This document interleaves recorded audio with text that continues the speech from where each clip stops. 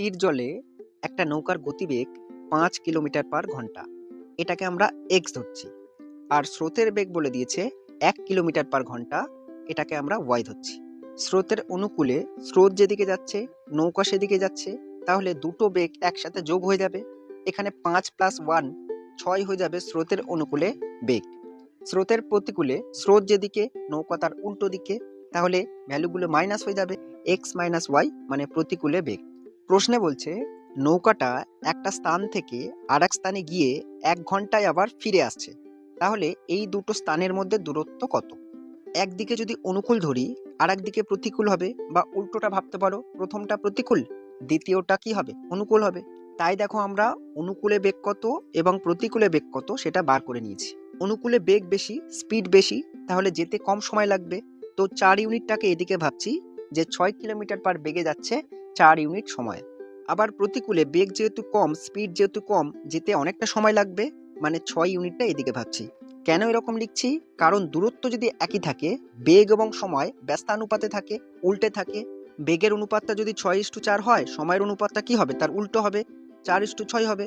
2 দুগুণে 4, 3 দুগুণে 6। দূরত্বটাও এখানে একই আছে, 4 × 3, 3 × 4 = 12। এদিকে কি আছে? 6 × 2, 6 দুগুণে 12। দেখো দুদিকে ইউনিটটা কি আছে? সেম আছে, দূরত্ব সেম আছে। উপরে যেটা আছে 6:4, এটা কি? বেগের অনুপাত, বেগ। নিচে যেটা আছে সেটা কি? সময়ের অনুপাত। বেগ ইন্টু সময় করলে কি পাওয়া যায়? দূরত্ব পাওয়া যায়। এখানে দূরত্বটা কত? 12 ইউনিট। তাহলে যেতে সময় লাগছে 2 ইউনিট আর আসতে সময় লাগছে 3 ইউনিট। 2 + 3 5 ইউনিট সময় লাগছে গিয়ে আবার ফিরে আসতে। কিন্তু প্রশ্নে বলছে গিয়ে ফিরে আসতে 1 ঘন্টা সময় লাগাচ্ছে। মানে আমাদের যে হিসাবটা 5 ইউনিট, বইয়ে সেটা 1 ঘন্টা। মানে 5 ইউনিট 1 ঘন্টার সমতুল্য। 1 ইউনিট কত হবে?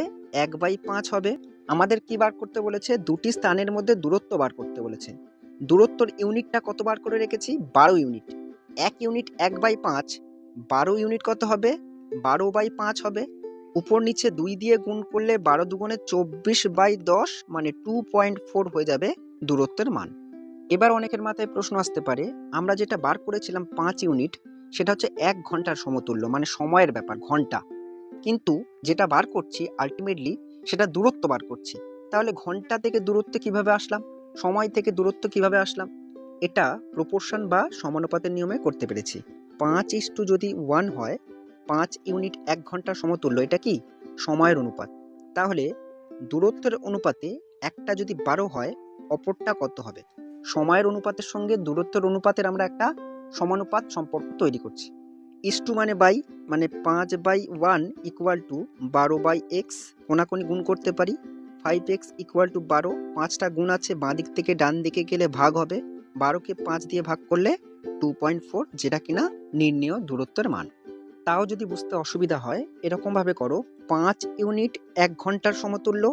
1 ইউনিট কত হবে? 1/5 ঘন্টা। এটা কি পেলাম? সময় পেলাম। এটাকে তোমরা চাইলে মিনিটেও কনভার্ট করে নিতে পারো, 60 দিয়ে গুণ করে। 5 × 12 = 60, মানে 12 মিনিট হবে 1 ইউনিটের সমতুল্য। 2 ইউনিট কত হবে? 24 মিনিট হবে। 3 ইউনিট কত হবে? 36 মিনিট হবে, তাই না? আবার যদি মিনিটটাকে ঘন্টাতে আনতে চাও, 60 দিয়ে ভাগ করে দেবে, ঘন্টাতে চলে আসবে। তাহলে যাওয়ার সময় এই সময়টা লাগাচ্ছে 24/60, আর ফেরার সময় 36/60 এই সময়টা লাগাচ্ছে। সময় পেয়ে গেছি, বেগের সঙ্গে গুণ করে দেবো, দূরত্ব পেয়ে যাব। বেগটা কত ছিল? 6 ছিল অনুকূলে, আর প্রতিকূলে কত ছিল? 4 ছিল। যে কোনো একটা থেকে সেম দূরত্ব পাবো। 6 × 10 = 60, 24/10 মানে কত? 2.4। এদিক থেকেও 2.4 পাবে। দেখো 4 × 15 = 60, 36কে 15 দিয়ে ভাগ করলে 2.4 পাবে। কি করলাম? সময়কে বেগ দিয়ে গুণ করলাম, দূরত্বটা পেয়ে গেলাম। আরও একটা জিনিস বলার আছে, 5 ইউনিট সমান 1 ঘন্টার সমতুল্য হয়েছিল। 1 ইউনিট কি হয়েছিল? 1/5। তাহলে 12 ইউনিট, যেটা কিনা আমি বলছিলাম দূরত্ব, সেই ইউনিটটা কি পাচ্ছিলাম? 12/5 পাচ্ছিলাম, যেটা কিনা 2.4 কিলোমিটার। এবার এরকম ভাবতে পারো, এই যে 12টা, এই 12-র মধ্যে কি কি আছে? 6 আছে এবং 2 আছে, একটা বেগ আর একটা সময়। বা এরকম ভাবতে পারি প্রতিকূল অবস্থার, এই একটা 4 আছে বেগটা, এবং সময়টা কত? 3 আছে। বেগ ইন্টু সময় করছি এই 12 ইউনিটের মাধ্যমে, মানে কি পাবো? দূরত্বটাকে পাবো। তাই আমরা এত কিছু না করে 12 ইউনিটটার মানটা বার করছিলাম, তাতে দূরত্বটা সহজেই পাওয়া যাচ্ছিল। অঙ্কটা থেকে একটু যদি উপকৃত হও, অবশ্যই ভিডিওটাকে লাইক করে দিও। আর এরকম আরো ভিডিও পেতে আমাকে ফলো বা সাবস্ক্রাইব করে রাখতে পারো। ভিডিওটা দেখার জন্য অনেক অনেক ধন্যবাদ।